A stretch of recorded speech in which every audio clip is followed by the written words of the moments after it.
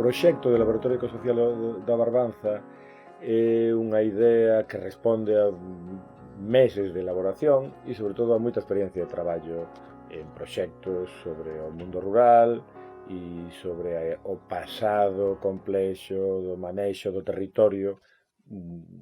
fundamentalmente en Galicia, pero tamén noutros espacios europeos.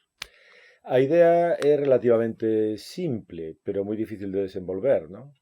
Temos unha experiencia grande tamén coa Rede Revolta, na que vamos atopando, digamos, descubrindo iniciativas que sabemos que existen, que supoñíamos que existían e efectivamente existen, que son iniciativas productivas e innovadoras no ámbito do mundo rural,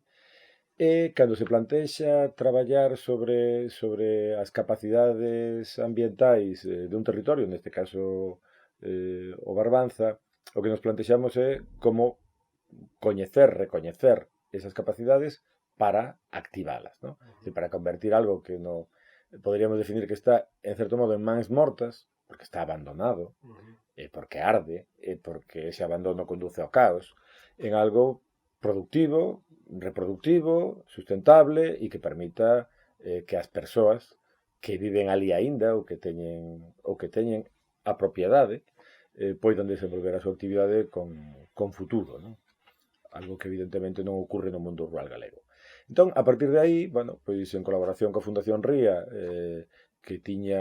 a opción de traballar coa Fundación Santander nesta liña, ¿no?,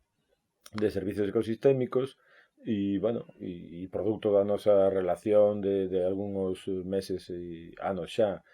con eles, e de entender complementariamente o noso traballo e un bon entendemento de traballo, pois diseñamos un proxecto que o que quere basicamente é analizar eses espazos complexos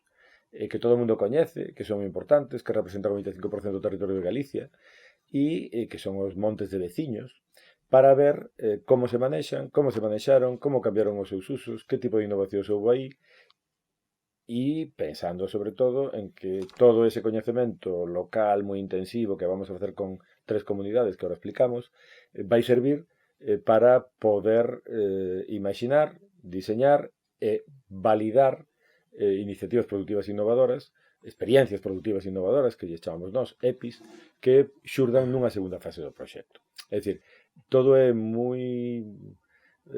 innovador no sentido de volcar todo o coñecemento que temos para saber máis, pero todo ese saber e esa investigación que vamos a desenvolver durante o primeiro ano ten que servir para que no segundo ano teñamos moita capacidade de alentar e mobilizar recursos, non? Esa é un pouco a idea. A idea é que queremos coñecer capacidades para mobilizar vontades. E, de feito, a primeira experiencia que tuvemos, que foi a presentación, que xa se fixe un pouco pues, con colaboración institucional, de alcaldes, de entidades locais, de presidentes de comunidades, xa nos serviu para darnos conta que antes de iniciar o proxecto xa chegaban ali propostas de persoas que queren facer cousas, non? E as comunidades coas que vamos a traballar, pois, en fin, tamén están empezando a mobilizarse. Dúas delas que existen e a outra que é unha especie de comunidade silente que está ao axexo e que entendemos que vai mobilizarse tamén, porque ali están ocurrindo cousas.